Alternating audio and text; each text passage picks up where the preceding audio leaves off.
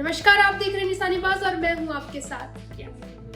देश के कई राज्यों में आसमान से बरस रही आफत अब लोगों की जिंदगी पर भारी पड़ने लगी है। पंजाब, हरियाणा, दिल्ली, हिमाचल, जम्मू कश्मीर और उत्तराखंड में हालत बेकाबू हो रहे हैं। कहीं स्कूल बंद है तो कहीं लोग घर छोड़ने को मजबूर। बारिश और बाढ़ ने हजारों गांवों को डुबा दिया है। सबसे चिंताजनक हालात दिल्ली और पंजाब हरियाणा के बने हुए हैं, जहां लोग बाढ़ से जूझ रहे हैं। आइए आपको दिखाते हैं बारिश का वो कहर जिसने उत्तर भारत की तस्वीर बदल दी है। बारिश जो कभी कभी राहत देती है, वही बारिश जब आफत बनकर टूटती है तो पूरी जिंदगी को अस्त व्यस्त कर देती है। इस वक्त उत्तर भारत के कई राज्य बाढ़ और तबाही से जूझ रहे हैं। पंजाब, हरियाणा, दिल्ली, हिमाचल, जम्मू कश्मीर और उत्तराखंड में हालत बेहद खराब है। पंजाब की बात करें तो यहाँ सभी 23 जिलों में हालत बेकाबू हो चुके हैं। 1200 से ज्यादा गांवों में पानी भर गया है। सोचिए कितने लाख लोग सीधे सीधे प्रभावित हुए होंगे। अब तक 30 लोगों की जानें जा चुकी हैं और 3 लोग लापता बताए जा रहे हैं। सरकार ने हालात को देखते हुए सभी स्कूल और कॉलेजों को 7 सितंबर तक बंद करने का आदेश दिया है। मोहाली, जालंधर और गुरदासपुर जैसे जिलों में हालत बेहद गंभीर है। गुरदासपुर के मंड इलाके में तो 32 किलोमीटर के एरिया में पानी भर गया है। लोग नावों के जरिए एक दूसरे तक पहुंच रहे हैं। कई जगह घर पूरी तरह पानी में डूब चुके हैं। हरियाणा की तस्वीर भी कुछ अलग नहीं है। झज्जर, हिसार, यमुनानगर, कुरुक्षेत्र, अंबाला और पंचकुला के निचले हिस्सों में 3 से 5 फीट तक पानी भर चुका है। हिसार के 81 गांवों में करीब 66,000 एकड़ फसल पूरी तरह डूब चुकी है। किसानों की मेहनत बर्बाद हो गई है।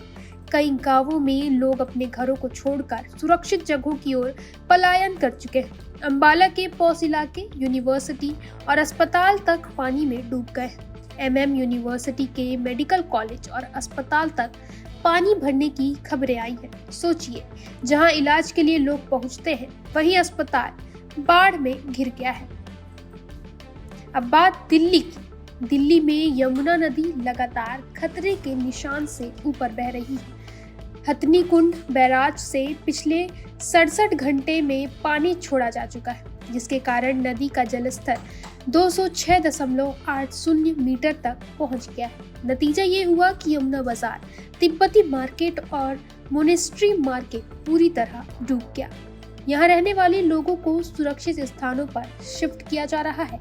अब तक 10,000 से ज्यादा लोगों को रेस्क्यू किया जा चुका है। बदरपुर, मजनू का टीला और मयूर विहार के इलाके पानी में डूब गए।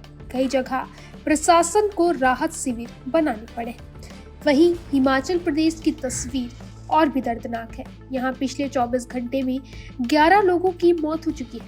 कुल्लू, मंडी और किन्नौर में लगातार लैंडस्लाइड हो रही है। मंडी जिले के सुंदरनगर में 2 घरों पर भारी भूस्खलन हुआ, जिसमें 7 लोगों की जान चली गई। कुल्लू में सुबह लैंडस्लाइड की वजह से 2 और लोगों की मौत हो गई। राज्य की 1300 से ज्यादा सड़कें बंद हो चुकी हैं। किन्नौर में तो कई गाड़ियां पत्थरों के नीचे दब गई है। यहाँ रहने वाले लोग के लिए रोजमर्रा की जरूरतें पूरी करना भी मुश्किल हो गया है। वहीं उत्तर प्रदेश में भी बाढ़ और बारिश का कहर जारी है। नोएडा में यमुना का पानी 1000 फार्म हाउस तक पहुंच गया। लोग अचानक आई बाढ़ में अपने घरों से निकल भी नहीं पाए और कईयों को तैरकर बाहर आना पड़ा। मथुरा में करीब 900 परिवार प्रभावित हुए हैं। आगरा में तो हालत इतने खराब है कि यमुना का पानी ताजमहल की बाउंड्री तक पहुंच चुका है। 8 शमशान घाट और कई घाट पूरी तरह डूब गए हैं। बरेली में पिछले 24 घंटे में 6 मकान गिर गए। आंवला तहसील के गांवों में 120 मकानों में दरारें पड़ गई। वहीं जम्मू कश्मीर में भी हालत खराब है। अखनूर में चिनाब नदी उफान पर है। कई घाट और मंदिर पानी में डूब चुके हैं। कुलगाम जिले में विशु नाले का जलस्तर खतरे के निशान से ऊपर पहुंच गया है। श्रीनगर में दूधगंगा नाले में उफान की वजह से श्रीनगर जम्मू राष्ट्रीय राजमार्ग बंद करना पड़ा। लगातार बारिश की वजह से मुगल रोड, सोनमर्ग, गांदरबल रोड और कई नेशनल हाईवे बंद हो गए हैं। अनंतनाग के आंग अंजवाला इलाके में लिद्दर नाले का जलस्तर बढ़ने से 25 परिवार फंस गया, जिन्हें बड़ी मुश्किल से रेस्क्यू किया गया था। वहीं उत्तराखंड की बात करें तो यहाँ भी लगातार बारिश हो रही है। कई इलाकों में भूस्खलन की घटनाएं दर्ज की गई हैं। 4 धाम यात्रा के रास्तों पर जगह जगह मलबा गिरने से यातायात भी बाधित हुआ है। नदी नाले खतरे के निशान से ऊपर बह रहे हैं।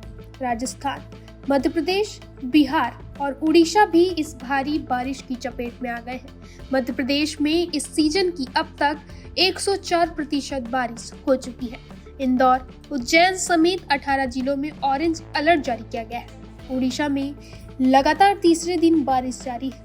यहाँ हाई टाइड की वजह से मछुआरों को समुद्र में न जाने की चेतावनी दी गई है। बिहार में 11 जिलों में ऑरेंज अलर्ट और 12 जिलों में येलो अलर्ट जारी किया गया है। इस पूरे हालात का असर लाखों परिवारों की जिंदगी में पड़ा है, जिनके घर डूब गए, जिनकी फसल बर्बाद हो गई, जिनकी रोजमर्रा की जिंदगी थम गई। बच्चे स्कूल नहीं जा पा रहे, किसान अपनी फसल को बचाने में असमर्थ है, व्यापारी अपनी दुकानें खो चुके हैं। वहीं प्रशासन और एनडीआरएफ की टीमें लगातार रेस्क्यू ऑपरेशन में जुटी हैं। लोगों को राहत शिविरों में शिफ्ट किया जा रहा है, खाने पीने का इंतजाम किया जा रहा है। लेकिन सवाल ये है कि हर साल आने वाली इस आफत से निपटने के लिए हम कितने तैयार हैं? क्या सिर्फ अलर्ट और रेस्क्यू ही इसका हल है, या फिर हमें दीर्घकालीन समाधान की ओर सोचना होगा? तो आपने देखा कैसे उत्तर भारत के कई राज्य बारिश और बाढ़ से बेहाल है। कई लोग घर छोड़कर भाग रहे हैं तो कहीं प्रशासन रेस्क्यू ऑपरेशन में जुटा है। सवाल यही है कि आसमान से बरस रही ये आफत कब थमेगी और क्या प्रशासन इतनी बड़ी तबाही से निपटने के लिए पूरी तैयार है? आने वाले 48 घंटे हालात और बिगड़ सकते हैं। आज की इस खास रिपोर्ट में इतना ही, लेकिन एक बात बिल्कुल साफ है कि प्रकृति के साथ खिलवाड़ का नतीजा हमें ही भुगतना पड़ रहा है। आज के लिए बस इतना ही। आप सब सुरक्षित रहें, अपना ध्यान रखें।